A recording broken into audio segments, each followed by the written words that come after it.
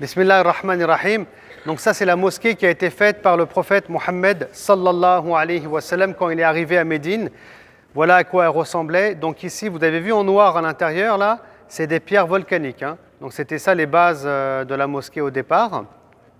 Et puis après il y avait des pierres qui avaient été posées. Ensuite la direction de la Qibla se trouvait ici. Donc on priait dans cette direction-là, d'accord, dans cette direction-là. Voilà, si vous suivez le curseur. Et là, c'est pour ça qu'il y a une porte. Donc les gens pouvaient rentrer par là. D'accord. Donc là, c'est la direction du Quds. Et ici, on avait les gens de Soufa, les démunis qui vivaient ici. J'en parlerai après, Inch'Allah.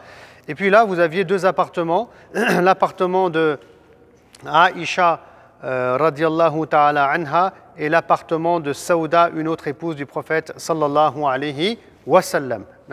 Donc après, bien sûr, il y a des débats aussi, je ne rentre pas dans les détails, est-ce que là c'est collé, pas collé, donc c'est pour ça chacun il se positionne dans son avis. Voilà, donc on continue. Et donc ici, que je regarde bien, c'est voilà, c'est le changement de la Qibla, merci. Puisque les musulmans, je disais, ils priaient, donc l'imam il se mettait dans cette région-là, il priait en direction de Al-Quds, c'est-à-dire en direction du nord. Maintenant, il y a un changement de Qibla et le prophète sallallahu alayhi wa sallam, il va se mettre ici pour prier en direction de la Mecque, bien entendu. Donc là, il y a un changement de Qibla. Bien entendu, la porte ici, elle va être condamnée, puisque c'est ici que se met l'imam, il y aura une porte ici. Et là, on a les gens de As-Soufa. Donc les gens de As-Soufa, c'était des gens qui vivaient au sein de la mosquée. Alors, souvent, on pense que c'était les sans domicile fixe. Non, ce n'est pas du tout les sans domicile fixe, absolument pas. Parce que l'islam, c'est pas quelqu'un il souffre de la faim et tu lui jettes du pain et il mange et tu as bonne conscience après, pas du tout.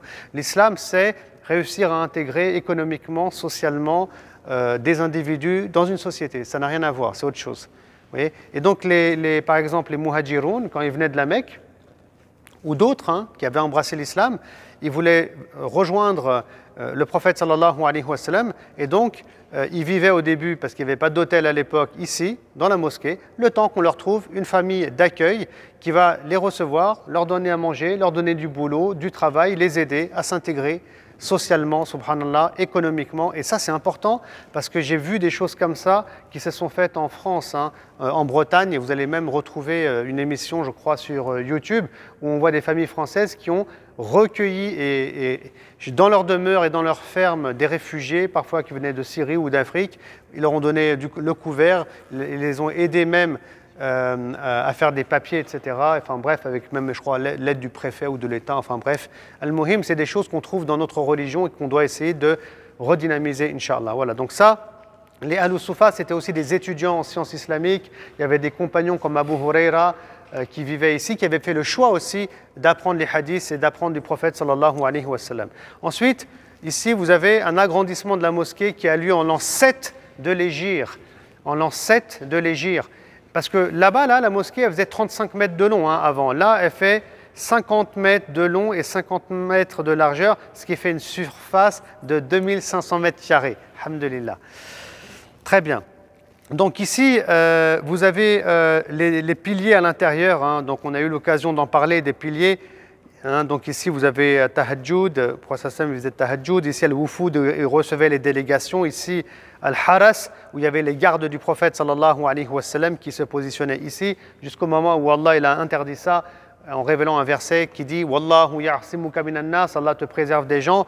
Mais il y avait quand même des compagnons, mashallah, qui se mettaient là pour le protéger en cas où. Et ici, on a As-Sarir, où le prophète sallallahu alayhi wa sallam il mettait son lit pendant l'I'tikaf, pendant le mois du Ramadan, ici à Tauba avec l'histoire de Abu Lubaba, c'était lors de l'expédition de Tabouk. Bref, il y a plusieurs Abu Lubaba, il y a plusieurs histoires, mais les savants, j'ai l'impression que de manière générale, ils disent que le Abu Lubaba, c'est celui qui en fait n'a pas accompagné le prophète sallallahu alayhi wa sallam en l'an 9 de l'Hégire, un an avant sa mort, lors d'une expédition importante qui est l'expédition de Tabouk. Et ensuite, il a regretté parce qu'il était dans son jardin, tranquille, mashallah.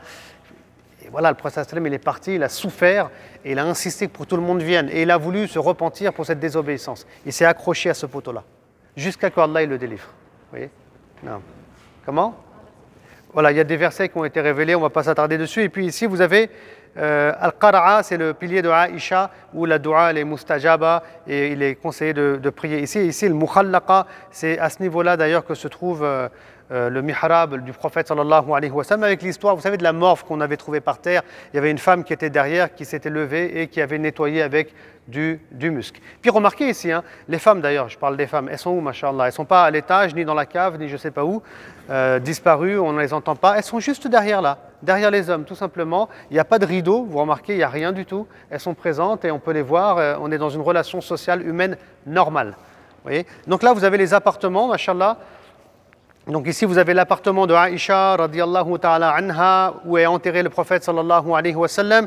Ici, vous avez l'appartement de son épouse Saouda. D'ailleurs, c'est avec Saouda, tout d'abord, que le prophète, sallallahu alayhi wa sallam, va se marier une fois que Khadija bint Khuwaylid, radiyallahu ta'ala anha, va mourir. Ensuite, ici, vous avez l'appartement de Hafsa, la fille de Omar ibn al-Khattab, radiyallahu ta'ala anhu.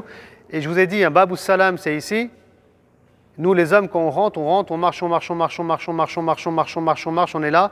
Salamu alayka ya Rasulullah, salamu alayka ya Abi Bakr, ya salamu alayka ya Omar, et on continue notre route. Et ici, on dit qu'il y avait la maison de Othman ibn Affan, mais bon, elle n'est pas forcément ici, présente sur ce tableau-là. Ici, vous avez la maison de Saïda Zainab. C'est Zainab laquelle bint Jahsh, qui a été mariée au départ avec le fils adoptif du prophète sallallahu alayhi wa sallam, qui est Zayd ibn al-Harisa. Ensuite, là, vous avez l'appartement de Salama, une des épouses du prophète sallam, et ici de Juwayriya. Et enfin, en 8, on ne voit pas le nom marqué ici, mais c'est l'appartement de Fatima et de Ali. Et ici, d'ailleurs, il y a un pilier, un autre pilier qui s'appelle Murabba' et qui est fixé ici. Donc l'appartement, il est intéressant, de Fatima et de Ali. Le prophète sallam, il passait souvent là. Le matin, il leur demandait de se réveiller pour le tahajjud et après, il repartait dans la mosquée. Il y a plein d'histoires qui nous ont été rapportées. Ensuite, ça c'est un agrandissement qui a lieu à l'époque de Omar ibn al-Khattab radiyallahu ta'ala anhu. Donc voilà, c'est la même mosquée, voilà, sauf qu'elle est beaucoup plus grande. Et puis là-bas, de l'autre côté, il y a quelque chose, alors je voudrais vous le montrer parce que c'est intéressant, qui s'appelle Al-Batiha. Et en fait, si vous voulez, Omar ibn al-Khattab, quand il a vu qu'il y avait beaucoup de gens qui parlaient à l'intérieur, poésie, parlaient de la vie de tous les jours, il a mis ça dehors. Comme ça, les gens, c'était plus grand que ça. Et puis, il y avait des pierres par terre, il y avait des dalles, on pouvait s'asseoir tranquillement, discuter, faire de la poésie. Donc, il y avait des activités de ce type-là qui avaient lieu juste en dehors de la mosquée du prophète, sallallahu alayhi wa sallam. Donc, elle a été vraiment agrandie, mais il a voulu garder vraiment le même type qu'à l'époque du prophète sallallahu alayhi wa sallam. Ensuite ici, vous avez la mosquée avec l'agrandissement qui a été fait à l'époque du calife Othman ibn Affan radiyallahu ta'ala anhu. Donc il a lui aussi agrandi la mosquée. Par contre, regardez ici, il n'y a rien qui est laissé au hasard. Là, les pierres ont changé. C'est des pierres volcaniques extrêmement bien taillées. Donc il y a un côté beauté et esthétique qui apparaît, mais en même temps, à l'époque du troisième calife de l'islam, Othman ibn Affan, il y a beaucoup de richesses aussi qui rentrent dans l'empire musulman. Et puis ici, il y a une cabine qui a été faite, ce qu'on appelle une maqsoura. Aujourd'hui, c'est la grille verte, hein, vous savez, mais à l'époque, là, on est au début, elle est toute petite. Ça, c'est pour l'imam, pour qu'il puisse prier, et il est à l'intérieur, et les musulmans sont dehors. Et elle était en bois au début. Elle va disparaître, hein, parce qu'il y aura 2 feux importants dans la mosquée de Médine. Donc aujourd'hui, elle n'existe plus. Pourquoi ils ont mis une maqsoura ici? Car le deuxième calife de l'islam, qui est Omar ibn al-Khattab, il a été assassiné, poignardé pendant la salat. Ça, on le sait, et il est tombé martyr, rahimahullah. Donc on a voulu éviter ce type de problème. Voilà, barakallahu fikum, shukran jazilan.